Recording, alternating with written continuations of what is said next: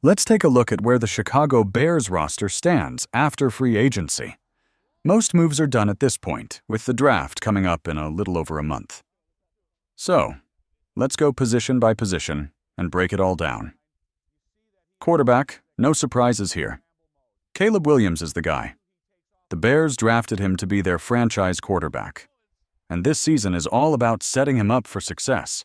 Tyson Bagent is still the backup, and Austin Reed, who spent last year on the practice squad, signed a futures deal. The real question is whether the Bears should add a veteran presence in the QB room. Not someone who would challenge for the starting job. This isn't about bringing in a Jameis Winston and creating a controversy, but more of a mentor type. Someone like Joe Flacco or Case Keenum, a guy who's been around and could help Williams develop throughout the week. Do the Bears need it? Not necessarily, but it wouldn't hurt either. Running back, the Bears made their big move here by signing DeAndre Swift. He'll be the lead back, but there are still some questions behind him. Roschon Johnson is back and should have a role. Travis Homer is more of a special teams guy, not someone who will see many offensive snaps. Then there's Ian Wheeler, an interesting name, but he's coming off an ACL injury. It's unclear when he'll be cleared to return. The buzz around Ashton Jeanty in the draft is real, and the Bears are expected to add another running back at some point. That would push everyone else down the depth chart. Wide receiver, DJ Moore and Rome Odunze are your top two. No true big three approach here. The team added Olamide Zaccheaus, who will likely be the WR3. He had a solid season last year, and he should fit in well. Tyler Scott and Devin Duvernay are also in the mix, with Duvernay expected to handle return duties. The Bears could still use another bigger-bodied receiver to back up Odunze. Right now, they don't really have that guy on the roster. Maybe they find one in the later rounds of the draft, but the core of this group is pretty much set. Tight end, Cole Kmet is locked in, and the Bears signed Durham Smythe to be a reliable blocker. His contract details are in, $2.5 million. Stephen Carlson provides some depth, along with a couple of other lower-tier guys. The Bears will probably look to add another tight end, either in free agency or the draft. Maybe a day 3 pick, somewhere around the 5th round. Not a major need, but something to watch. The roster is shaping up, but there are still a few spots to fill. The draft will answer a lot of these questions, but for now, the Bears have a solid foundation. Offensive line. This is where the Bears made their biggest moves this offseason. They traded for Joe Thuney and Jonah Jackson, solidifying the interior. Then, they went out and grabbed Drew Dahlman, the top center on the market. No hesitation, no waiting. They saw their guy and got him. Darnell Wright is heading into year 3, and this could be his breakout season. He's already been solid, but now it's about taking that next step. Can he be a Pro Bowler, maybe even an All-Pro? He's got the talent. The biggest question is at left tackle. Braxton Jones is coming off a leg injury and had surgery after the season. There's no clear timeline for his return, so where does that leave the position? Is Kieran Amagagi a real contender for the job? How does Dan Ruchar see him? Does Ben Johnson view him as a viable starter? Ryan Poles said at the Combine that they're looking for competition at left tackle, so expect another move here. Maybe a veteran signing, maybe a draft pick. There are options, whether it's someone like Will Campbell, Amarius Mims, or even a second-round guy like Josh Connerly. Depth is another area to watch. Matt Pryor is still a free agent, and it's unclear if the Bears will bring him back or if he'll sign elsewhere. Either way, the work on this offensive line isn't done yet. Defensive line, the Bears made 2 major additions here, Dayo Odeyingbo and Grady Jarrett. They're counting on these guys to make a big impact. But the real key, Javon Dexter. Year 3 is a big one for him. He's flashed potential. But now it's time to put it all together. Montez Sweat is another name to watch. He had a good season. But now, with more help around him, he should have even more opportunities. Less attention from opposing offensive lines should mean more production. A couple of younger players need to step up. Austin Booker. Can he make that year 2 jump and become a reliable rotational piece? Daniel Hardy and Chris Williams got tendered, so they'll be in the mix, but it remains to be seen how big their roles will be. Inside, things get interesting.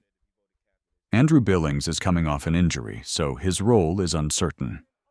Javan Dexter has mostly played 3-tech, but at 315 pounds, he could slide over to nose tackle if needed.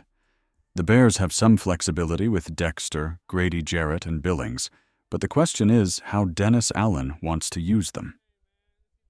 Then there's the edge rush situation. Zach Pickens. Can they get something out of him in year 3? Dominique Robinson. This might be the end of the road for him. The Bears are almost certain to draft an edge rusher, so this group could look different in a few weeks. Linebackers, no surprises with the starters.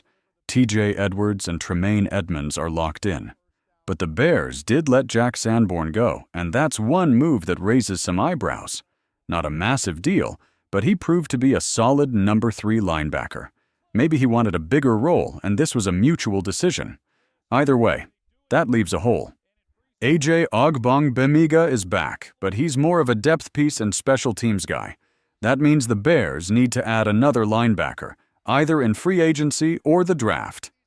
With 2 strong starters already in place, it's not a top priority, but they'll need to fill that spot at some point. The front 7 is shaping up, but there's still work to do.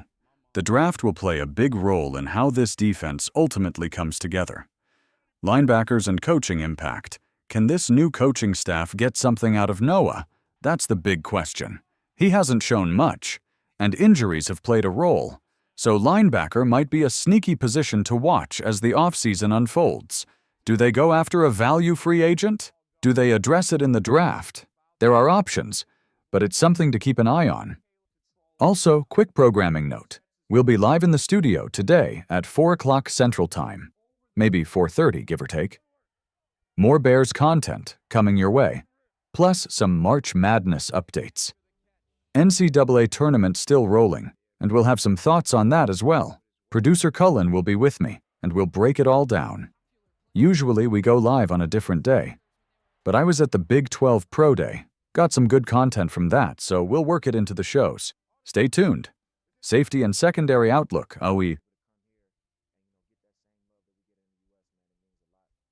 Kevin Byard, Jaquan Brisker. That's your starting duo at safety, for now. But this is a position the Bears could target in the draft.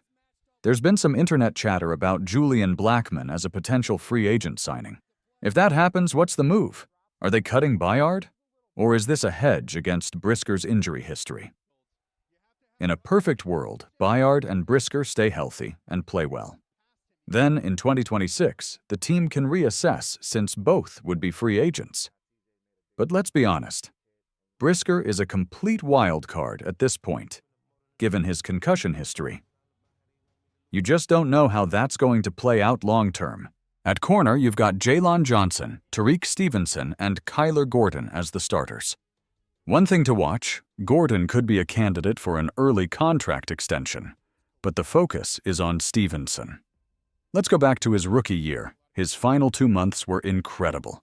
If you looked just at that stretch, you could argue he was the best rookie corner in the league. Then, last season started strong, had that pick 6 to seal the game against Tennessee.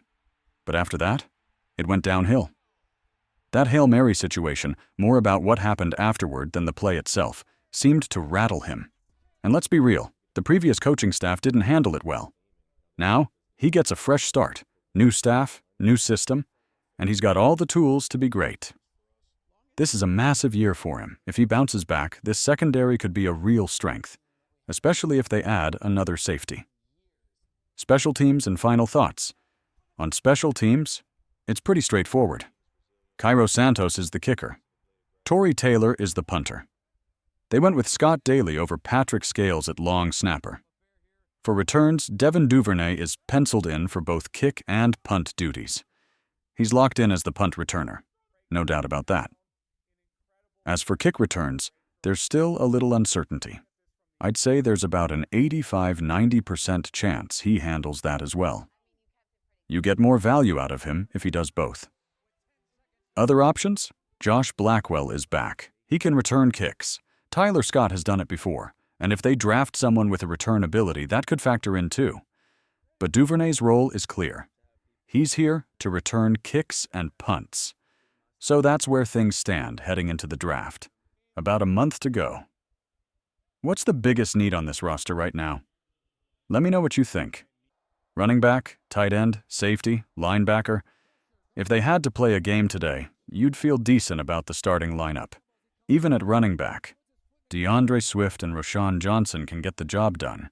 You'd still like to add depth, but overall, it's not a bad spot to be in. Drop your thoughts in the comments, and don't forget to subscribe.